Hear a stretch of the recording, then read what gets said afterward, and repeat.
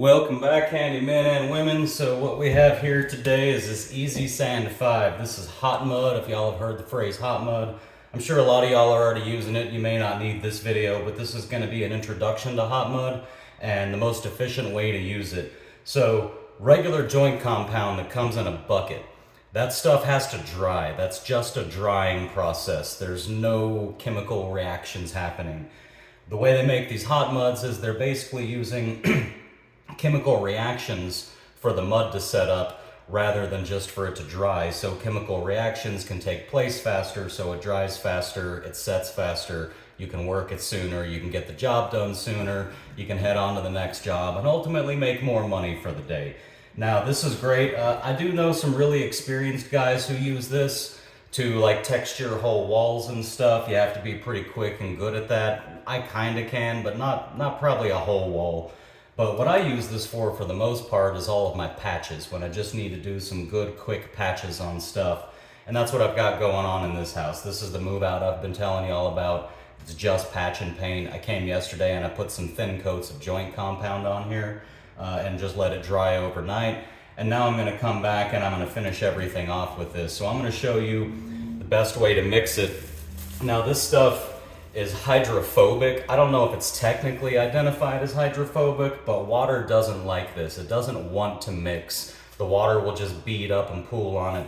Kind of like in the desert when it rains on the desert sand and the water won't even sink in and you get flash floods. This stuff does not like water.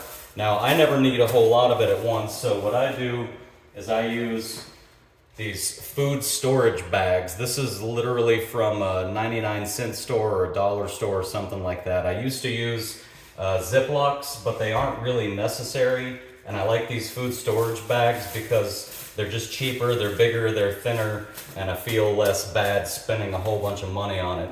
So I get my hand inside the bag here, and then you can just come to your hot mud bag, grab yourself a handful, pull the bag up over there. This is a no-mess way to do this. And by the way, you'll notice I have this bag in the sink. The reason it's in the sink is because it makes the cleanup easier. So you got your handful of hot mud in here of your powder. You're gonna turn on your water.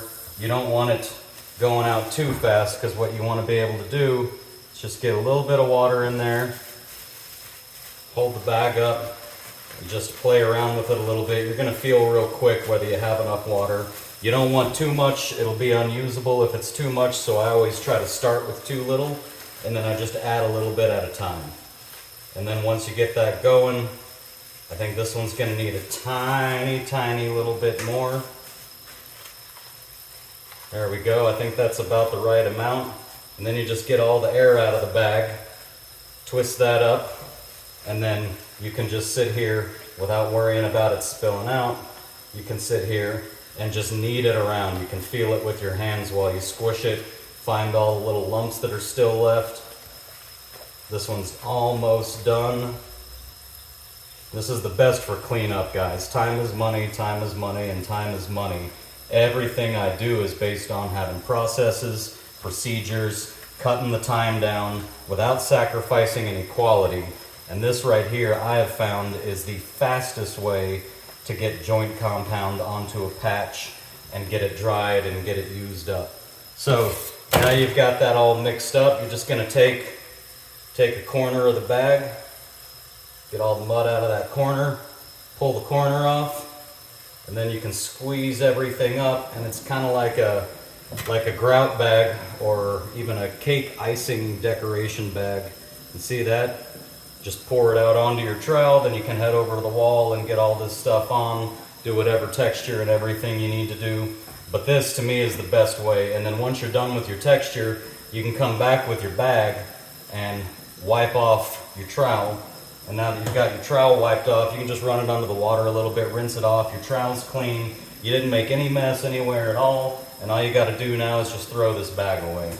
So that's my quick intro on hot mud. I hope you guys find it useful. It's not something to be scared of. It's actually going to save you a whole lot of time and make you a whole lot more money.